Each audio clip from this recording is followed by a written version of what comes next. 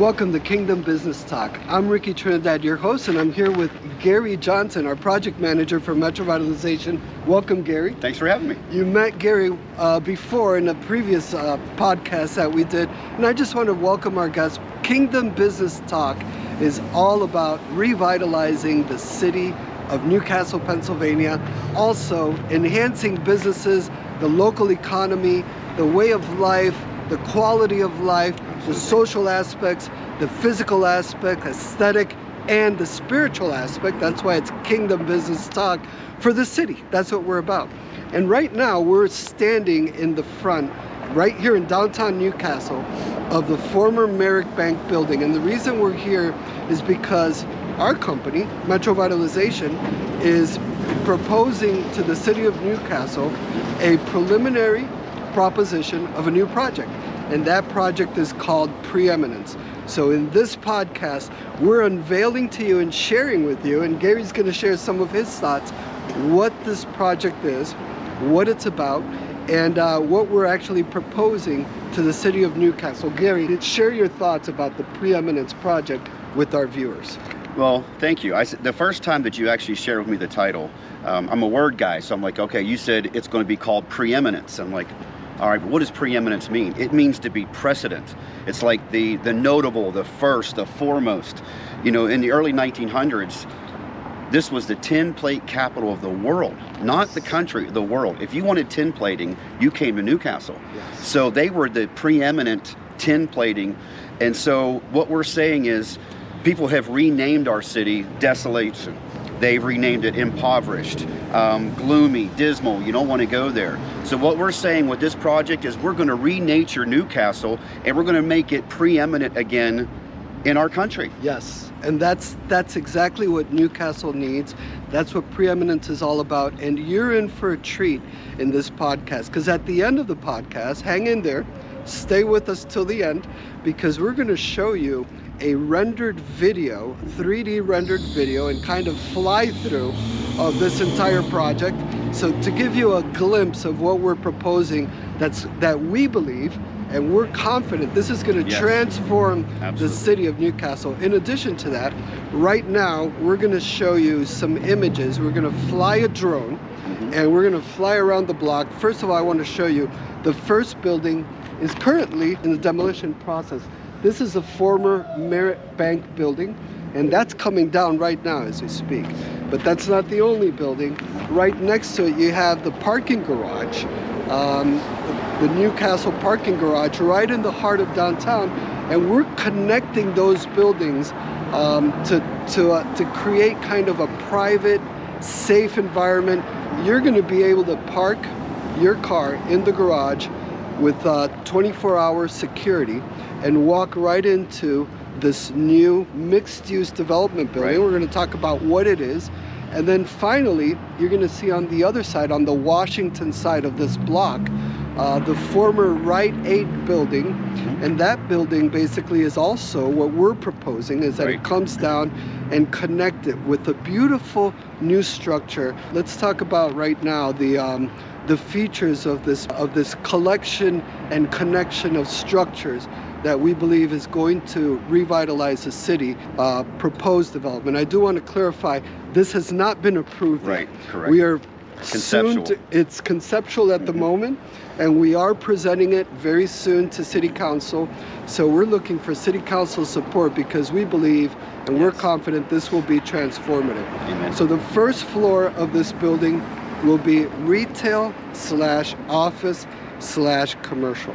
You know, if you want to come here to Newcastle, you don't have right now Class A office. Correct, we do not. You don't have Class A retail available. Right.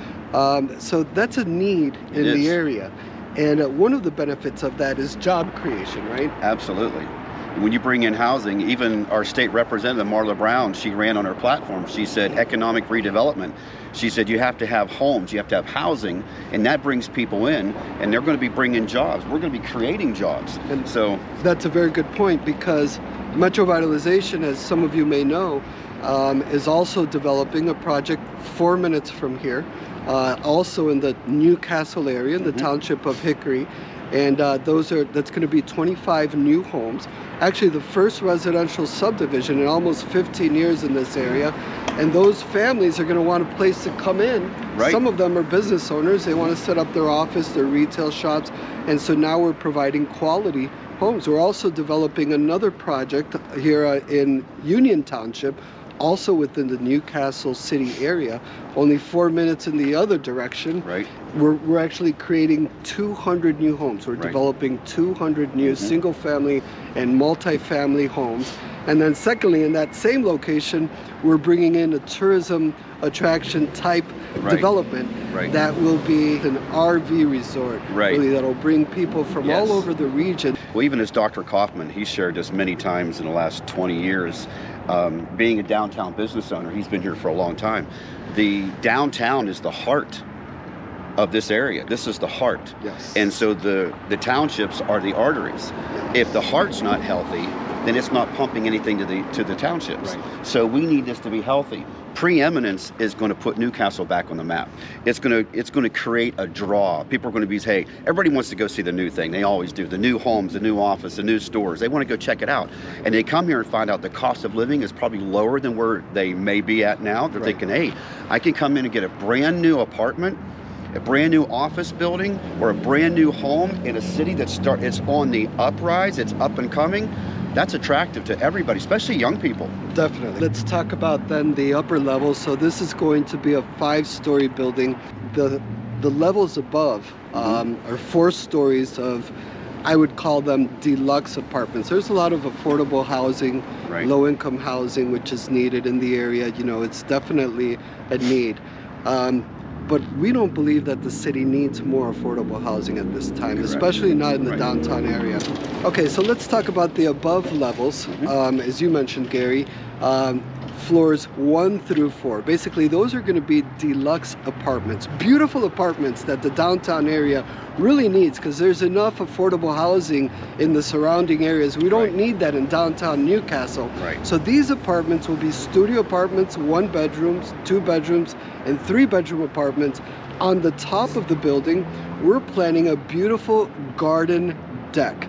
So you're going to be able to go to the top. We're expecting, you know, we're going to have weddings up there, special events, birthdays, you know, and things like that, just celebrations. It's just going to be a thriving green rooftop deck. The city doesn't have anything like that right now. So from the roof, you're going to be able to see the river, you're going to be able to see the creek. It's just going to be a beautiful asset in the city. We're also going to have a gym in there for the tenants. So it's going to be a private area where people can come in. And you're right, State Representative Marla Brown was right when she said that economic development and housing work together. Absolutely. Housing is so important, but right now in downtown Newcastle, there is no new housing. There are no new apartments that people can move into. Well, let's talk a little bit about the approval process for this project. Because as I mentioned before, this project has not been approved yet. It's a proposal that we're presenting to City Council here in Newcastle. And what we are proposing is something a little bit different than most developments. Very unique. Very unique. Yes, yes, it is very unique. Because our other projects, we own them. We bought the property, we're building it. The cities in the township are not a part of it. But in this case, the city actually owns the land. So this would be a public-private collaboration. And they have to approve our plan and the purpose. We're going to provide an economic impact analysis, a social analysis. We're going to show how many jobs this is going to create, how much revenue is going to come into the city. And in exchange, then the city would agree to convey the properties to us. Once we show we're ready to go, we have the funds and we're ready to move forward. So that's the public-private collaboration aspect of it. Interestingly, I just wrote an article called The Power of Public-Private Collaboration and how that revitalizes cities. And I submitted it to Forbes magazine, the national Forbes. They just approved it this morning. That's awesome. So interesting how things are lining up. Now we're getting an article written in Forbes magazine about what we're about to propose to City Council. So let's talk a little bit about that economic impact and the social impact as you see it. Even as you said, you know, this being unique, that the city is going to be involved every aspect of the design process. You know, if they say, hey, we don't really like that, can we change it this way? We're going to collaborate. So I just wanted to touch on that because that's probably not something that really happens. Most developers are going to come in and say, hey, we're going to do it our way. It's the way we want it. You can take it or leave it. We'll go somewhere else. We're saying no because it's a collaboration. We're going to work together. So if we propose this, we want it to look like this, and they're like, well, no, can we have it maybe look like this? And we're like, well, let's work together and do something. That's actually Mayor Elisco, the mayor of the city, has already mentioned to me that the city's interested in seeing some streetscaping, some landscaping, some park features. So because of that, we're thinking, let's add a small pocket park and work with the city. Let's add some green spaces.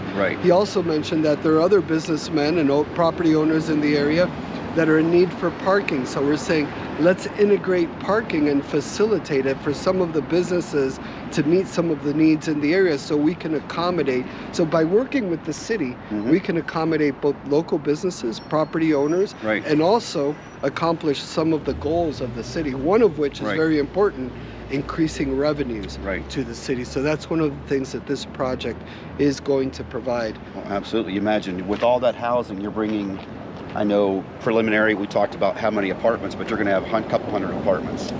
So you're bringing in families. Families have to go somewhere. They've got to go shopping. They've got to go eat. They've got to go entertain. That's just revenue for the city because that's going to draw people to come down. So everything about Preeminence is putting Newcastle back on the map, but it's also about making the downtown area healthy again. Bringing people. You need people.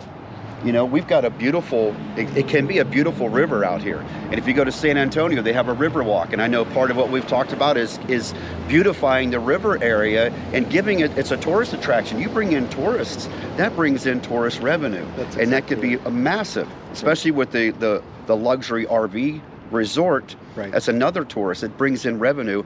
Now the city becomes healthy. The outskirts become healthier. And people are like, wait, what's going on in Newcastle? What is this private-public collaboration? What is that? I want to know about that because it's going to be intriguing to people. Recently, Ricky, you told me you just went to Greenville, South Carolina, and you were talking about something that was going on down there, and you were so excited to go that you actually made it like a business retreat kind of getaway. What happened? Tell us about that. It was a pleasure to visit Greenville, South Carolina, and see the river walk and the development that they did around the river, and really kind of compare it to what can be done here in Newcastle. And all of that would just tie in so well to the Preeminence project. So I want to share this kind of in summary before we show you our 3D video and representation of what we're proposing. 200 brand new deluxe apartments in downtown Newcastle. That's new families. That's a higher quality of life for residents. Then significant retail, commercial, and office development on the first floor. Really, that's attracting new businesses, enhancing the current businesses that come into a better facility, and providing greater services, products, and resources for families in the area. What do you think? How is that going to impact just the city of Newcastle as a whole?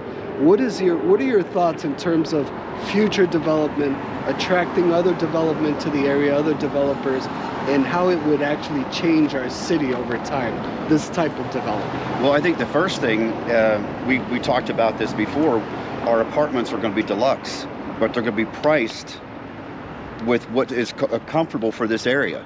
So they're going to be deluxe. You're going to have a beautiful deluxe apartment, but you're not going to be paying New York City prices.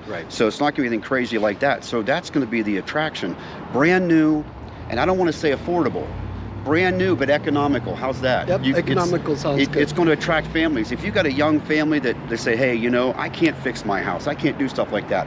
I can get a 3-bedroom apartment here. I've got this grass up there. It's going to attract people. I've got this beautiful green rooftop that I can go up and I can have my son's first birthday up there. I can have his second birthday, third birthday, whatever. You can have parties, barbecues.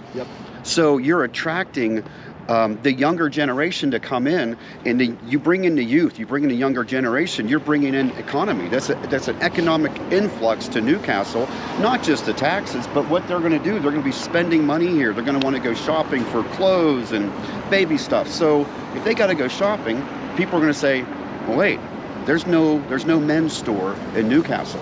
I like suits. There's no men's store in Newcastle. I have to go to Boardman. Right. I'd rather stay here and keep my money in Newcastle. So people are going to say, hey, why don't I open up a men's store?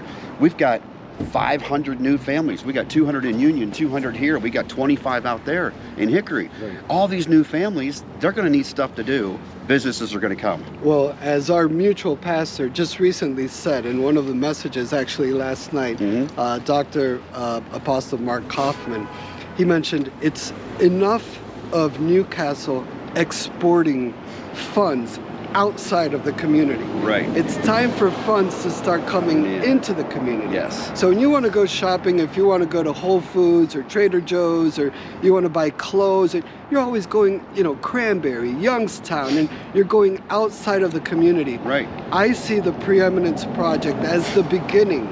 This is not it. There's going to be more developers that will come into Newcastle because of this change. But I see a transformation that's really going to start happening because of this catalyst type of project. I see beautiful sidewalks, families and, husbands and wives walking their children down the street, walking their pets down the street. I see beautiful landscaping. I just see beautiful buildings. I see hotels coming in. But really, it has to start somewhere. Right. If the city remains stagnant and you don't have a development like Preeminence start the trend, it'll never change. This is a transformation that is about to start, and what an exciting thing. Absolutely. To be a part of this, to get to plan it, to get to be, and we invite the community, hey, send us your thoughts. Let us know what you think. Participate, collaborate with us. That's the private-public. That's the private-public collaboration aspect. This is something that's very unique to this area that we're privileged. We feel privileged to be a part of it. It's not a prideful thing. It's a humble kind of a privileged approach that we want to take, that we get to collaborate with city officials, with the mayor, with city council, with other planners, and even other developers and residents that want to be a part of this historic transformation of our city. So at this time, I just want to thank all of our viewers. Keep coming back. Come back next Thursday. We're about to play right now a video. It's a very short video, and we want to share it with you because this is our vision of the Preeminence project. And once again, I want to say thank you, Gary. Thanks for having me. For joining us, and we really appreciate all of our viewers and people that watch our podcast every week on Thursdays at 6:30. And thank you so much for joining us at Kingdom Business Talk.